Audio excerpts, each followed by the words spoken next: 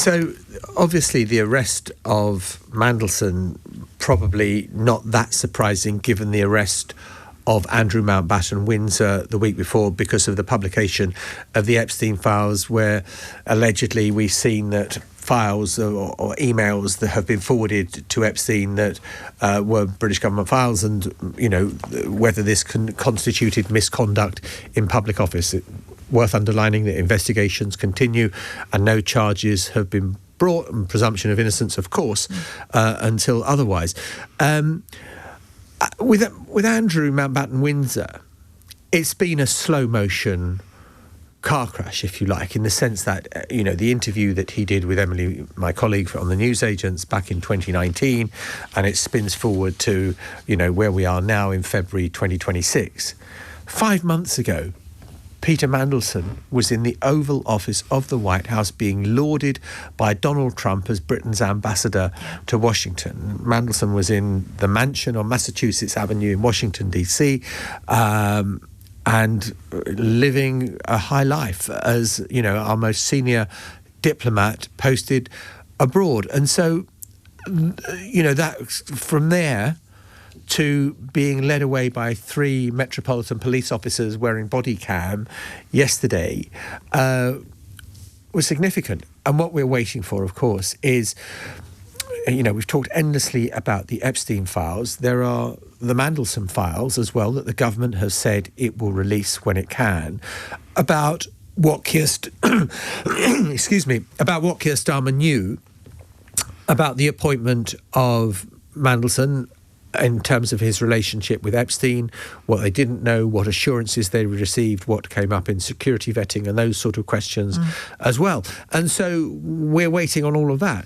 Now, the Liberal Democrats, as you say, are doing this sort of humble address, which is a kind of parliamentary mechanism to say, we want to know about the information that the British government was acting on when it appointed Andrew Mountbatten-Windsor, or Prince Andrew as he was then, to this post of Britain's trade representative, trade envoy. And any role that Peter Mandelson may have played in him getting that job. And any role that Peter Mandelson played in getting him that job. Now, this is in 2001, and this is 8 years before there's any prosecution of Epstein. So it was at a time when kind of Epstein was not anything like as radioactive as he became. But of course, it would be utterly fascinating if it emerged that Lord Mandelson had played any kind of role in Prince Andrew getting that job, because this was obviously at a time when Tony Blair was the Prime Minister. I'm pretty sure in saying that Mandelson was not the business secretary at the time that he was appointed, but Mandelson was an influential figure. So that is what the Liberal Democrats are sniffing around now. I mean, it's an uncomfortable one for Ed Davey, because he was standing up in the Commons when a Labour MP tried to raise the question of the suitability. And he spoke glowingly about what a great job. He was talking with me about it yesterday. Yeah. So the police investigations here, will they inevitably slow down the release of some of these documents? Yes, I think that if you cast your mind back to when Boris Johnson was the Prime Minister and there were investigations going on about, had he misled the House and all this sort of stuff, Scotland Yard said, no, you can't be publishing any of this sort of thing, because that could prejudice a criminal trial. And I'm sure the same warnings exist now inside Downing Street from Scotland Yard, saying you cannot release stuff while there is an active investigation going on. So the government wants there to be transparency, but it can't do it at this stage because of ongoing police inquiries. There's also the question of how long some documents relating to Andrew Mountbatten-Windsor can or should remain closed, because quite a lot of them in relation to his work as an envoy are in the national records, aren't they? Where there could be, and I know this debate is about getting them out of there, but there's still plenty of option for not all of them to be seen, seems to me. I think that if they use things like the 30-year rule or whatever, you can't see it working. I think that the backlash will be enormous. I think that there is a demand for sunlight. And we have seen that lifted, haven't we? Yes, before? yes. And I think there is a demand, what's the old phrase, that sunlight is the best disinfectant.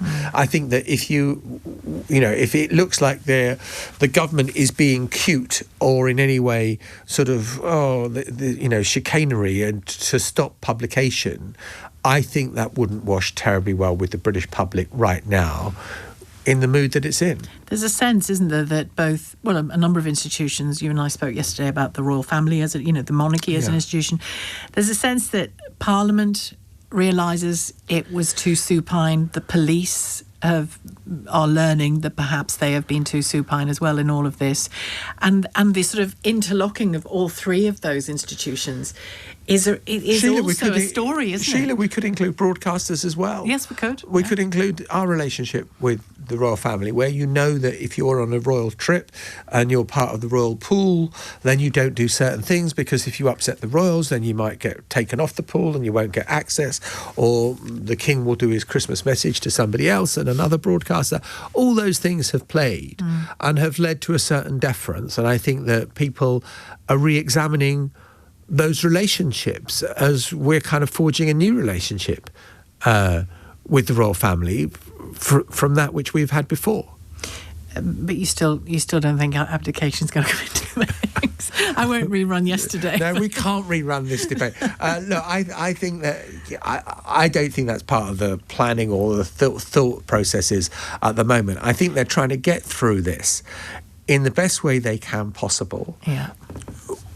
Whilst being responsive to public opinion and the concerns that are felt, but also they've got to let the wheels of justice take their course, and they can't be seen to be getting out ahead of what is a quasi-judicial process at this stage. But outside of that judicial process, well, including it and outside of it, there are some. I'm going to go all Donald Rumsfeld on you. There are some known unknowns and there are some unknown unknowns. Yeah, there are, and that's the way it's going to be. I mean, look, we are in an age of instant gratification where we want to see things happening at warp speed. And what do you mean it might take weeks after an arrest to decide? Which is a big change, isn't it, in all our affairs? We've just, and then we've also got to accept, and we as journalists, and you and I have toiled at the coal mine for long enough to know that there's contempt of court, there's all those things that are rightly in place. So that people, if a trial takes place, that it can be done fairly. Yeah. And so to offer commentary on, America, one of the kind of great culture shocks for me when I was based in America as a North American editor, it was this kind of idea that you offer a running commentary on a court case. Who did well in court? Did they look guilty or innocent? Or what do you think? And, and so the contempt of court is completely different in the States than it is here. Disorienting when you first experienced it, I'm sure. Yes, it is. Yeah. And I think that it's good that we maintain the idea that, innocent until proven guilty. Charges will if charges follow, then the course of law will take its course, and we'll await any trial.